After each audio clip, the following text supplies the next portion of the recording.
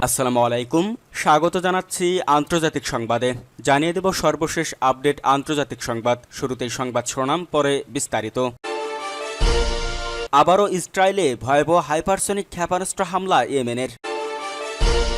আরও জানিয়ে দেব পশ্চিম তীরে ইসরায়েলি বাহিনীর ব্যাপক ধরপাকড় এবং 50 জন ফিলিস্তিনি আটক। এদিকে এবার কাশ্মীরের সন্ত্রাসীদের সঙ্গে নিরাপত্তা বাহিনীর সংঘর্ষ। এবং সর্বশেষ জানিয়ে দেব গাজায় ইসরায়েলি হত্যাযজ্ঞের মধ্যেই কায়রোতে হামাস। এতক্ষণ শুনছিলেন সংবাদ শিরোনাম, এবার বিস্তারিত।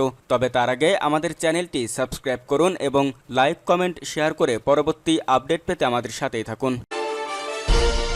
ইসরায়েলে আবারও হাইপারসনিক ক্ষেপণাস্ত্র হামলা ইয়েমেনের। দখলদার ইসরায়েলে ফের ক্ষেপণাস্ত্র ও ড্রোন হামলা চালিয়েছে ইয়েমেন। দেশটির সামরিক বাহিনী সম্প্রতি ইসরায়েলের বাণিজ্যিক ও কৌশলগত শহর হাইফা এবং তেল আবিবের উপকূলীয় এলাকা জাফায় ব্যালিস্টিক ও হাইপারসনিক ক্ষেপণাস্ত্র এবং ড্রোন হামলা চালিয়েছে। ইয়েমেনি সশস্ত্র বাহিনীর মুখপাত্র ব্রিগেডিয়ার জেনারেল ইয়াহিয়া সারি এই খবর নিশ্চিত করেছেন। এক বিবৃতিতে ইয়াহিয়া সারি জানান, আমাদের ক্ষেপণাস্ত্র ইউনিট ইসরায়েল অধিকৃত হাইফায় একটি গুরুত্বপূর্ণ লক্ষ্যবস্তুতে হাইপারসনিক ও ব্যালিস্টিক ক্ষেপণাস্ত্র নিক্ষেপ করেছে। এই ক্ষেপণাস্ত্র সফলভাবে লক্ষ্যবস্তুতে আঘাত আনে এবং শত্রুপক্ষের প্রতিরক্ষা ব্যবস্থা একে প্রতিহত করতে ব্যর্থ হয়। তিনি আরও বলেন, এই হামলার ফলে হাইফা শহরে ব্যাপক আতঙ্ক ছড়িয়ে পড়ে এবং অনেক ইসরায়েলি গোপন আশ্রয় যেতে বাধ্য হয়। সারি আরও জানান, আমাদের ড্রোন ইউনিটও জাফা শহরে একটি কৌশলগত স্থাপনায় আঘাত এনেছে। তবে এই হামলার ক্ষয়ক্ষতি বা বিস্তারিত তথ্য এখনও প্রকাশিত হয়নি। ইয়েমেনি সামরিক মুখপাত্র এ সময় স্পষ্ট করে বলেন, আমাদের জনগণ গাজার উপর চলমান আগ্রাসন বন্ধ না হওয়া পর্যন্ত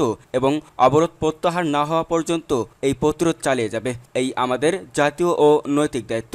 ইসরায়েল হামাস যুদ্ধ শুরু হওয়ার পর ইয়েমেন থেকে এর আগেও বহুবার লোহিত বা ভূমধ্যসাগর অভিমুখে ড্রোন বা ক্ষেপণাস্ত্র হামলার ঘটনা ঘটেছে, কিন্তু সম্প্রতি সরাসরি তেল আবিব ও হাইফার মতো অঞ্চলে ব্যালিস্টিক ও হাইপারসনিক ক্ষেপণাস্ত্র নিক্ষেপ এই আঞ্চলিক সংঘাতে এক নতুন মাত্রা যোগ করেছে। ইয়েমেনের হুতি নেতৃত্বাধীন সরকার মূলত দীর্ঘদিন ধরেই ইসরায়েল বিরোধী অবস্থানে রয়েছে। গাজায় যুদ্ধ শুরু হওয়ার পর থেকে তারাও নিজেদের মুক্তির যুদ্ধের অংশীদার হিসেবে ঘোষণা করেছে। বিশ্লেষকরা বলছেন, ইয়েমেনের হাইপারসনিক ক্ষেপণাস্ত্র ব্যবহারের দাবি সত্য হলে এটি মধ্যপ্রাচ্যে একটি বিপজ্জনক সামরিক উন্নয়ন, আর এর ফলে এই অঞ্চলে একটি বড় ধরনের সংঘাতের আশঙ্কা রয়েছে। কেননা ইসরায়েল এখন আর কেবল গাজায় নয়, বরং উত্তরে হিজবুল্লাহ এবং পশ্চিমে ইরানপন্থী মিলিশিয়া ও দক্ষিণে ইয়েমেনি হুতিদের রণতরী সামলাতেও বাধ্য হচ্ছেন। সূত্র মেহের নিউজ।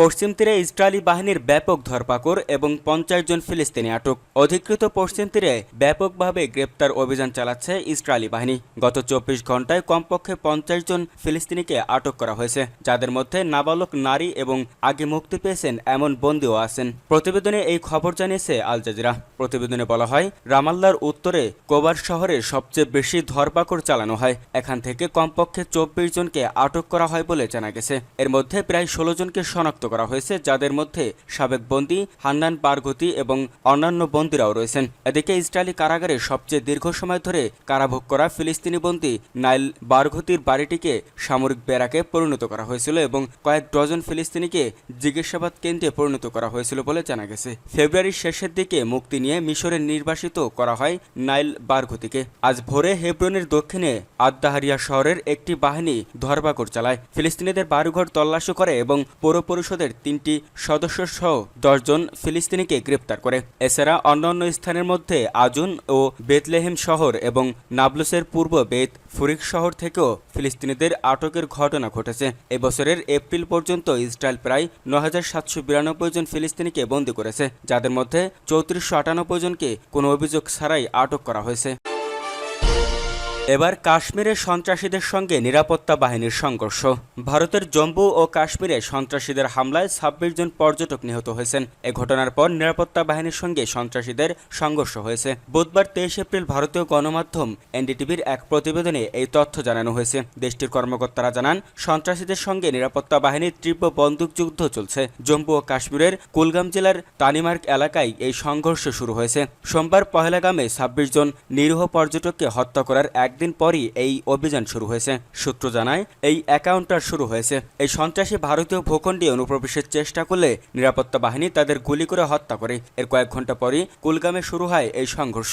প্রতিবেদনে বলা হয়েছে, পহেলগামের বেইশারান ঘাসবনে ভয়াবহ হামলার পর পুরো কাশ্মীর উপত্যকায় উচ্চ সতর্কতা জারি রয়েছে। কুলগামে চলমান এই এনকাউন্টার সেই সতর্কতারই অংশ বলে মনে করা হচ্ছে। সেনা, সিআরপিএফ এবং জম্মু ও কাশ্মীর পুলিশ যৌথভাবে এই অভিযান চালাচ্ছে। ঘটনাস্থলে অতিরিক্ত বাহিনী মোতায়েন করা হয়েছে এবং পুরো এলাকা ঘিরে ফেলে। ভারতের কেন্দ্রীয় স্বরাষ্ট্রমন্ত্রী অমিত শাহ এই ঘটনার পর কাশ্মীর সফর করেছেন। তিনি এনজিও মনোজ সিনহা এবং মুখ্যমন্ত্রী ওমর আবদুল্লার সঙ্গে পরিস্থিতি পর্যালোচনা করেছেন। এছাড়া নিজের সৌদি আরব সফর সংক্ষিপ্ত করে দেশে ফিরেছেন প্রধানমন্ত্রী নরেন্দ্র মোদী। তিনি হামলার তীব্র নিন্দা করে বলেন, এই নৃশংস হামলার পেছনে যারা রয়েছে তারা শাস্তি পাবে, তাদের ষড়যন্ত্র সফল হবে না। সন্ত্রাসের বিরুদ্ধে আমাদের লড়াই আরও দৃঢ় হবে। স্বরাষ্ট্রমন্ত্রী শাহ শহীদদের প্রতি শ্রদ্ধা নিবেদন করেন এবং বলেন, ভারত সন্ত্রাসের সামনে কখনো মাথা নত করবে না। এই কাপুরুষোচিত হামলার জন্য দায়ীদের ছাড় দেওয়া হবে না। গাজায় ইসরায়েলি হত্যাযজ্ঞের মধ্যেই কায়রোতে হামাস। একদিকে গাজা জুড়ে চলছে ইসরায়েলের তীব্র বিমান হামলা, অন্যদিকে কায়রোয় আলোচনার টেবিলে বসেছে হামাসের প্রতিনিধি দল। এই বিপরীত দৃশ্য আজ ফিলিস্তিনি সংকটের বিভাজন রেখা টেনে দিয়েছে আরও স্পষ্ট। ডেলি সাবা জানিয়েছে, কায়রো পৌঁছেছে হামাসের একটি প্রতিনিধি দল। এই নেতৃত্ব দিচ্ছে মুক্তিকামী সংগঠনটির প্রধান মুখপাত্র ও আলোচক খলিল আল হায়া। হামাসের দাবি, তারা নতুন কিছু ধারণা নিয়ে এসেছেন যুদ্ধবিরতি কার্যকরের জন্য। এদিকে কায়রোতে এই আলোচনা এমন এক সময় হচ্ছে যখন ইসরায়েলি বাহিনীর সর্বশেষ বিমান হামলায় গাজা উপত্যকায় 39 জন নিহত হয়েছেন। এর মধ্যে গাজা শহরের একটি আশ্রয়কেন্দ্রে পরিণত হয় স্কুলে বোমা হামলা চালিয়ে 10 জনকে হত্যা করেছে ইসরায়েল, যাদের মধ্যে একটি শিশু রয়েছে। একই সঙ্গে হামলায় ধ্বংস হয়েছে একাধিক বাড়িঘর ও স্থানীয় অবকাঠামো। এই মুহূর্তে গাজা এক চরম দ্বন্দ্বের ন্যাটোশালায় পরিণত হয়েছে। এদিকে সামরিক আগ্রাসনের বাস্তবতা, অন্যদিকে কায়রোয় শান্তি আলোচনার প্রতিশ্রুতি। বাস্তবতা হলো, যতক্ষণ না উভয় পক্ষ একটি দীর্ঘস্থায়ী সমাধানে পৌঁছায় ততক্ষণ এই দুঃস্বপ্ন থামবে না। গাজার আকাশে যতক্ষণ বিস্ফোরণের শব্দ বেজে চলে ততক্ষণ কূটনৈতিক সংলাপও যেন কেবল কাগজের উপর রয়ে যায়, জীবনের কাছে যার অর্থ কেবলই শূন্য।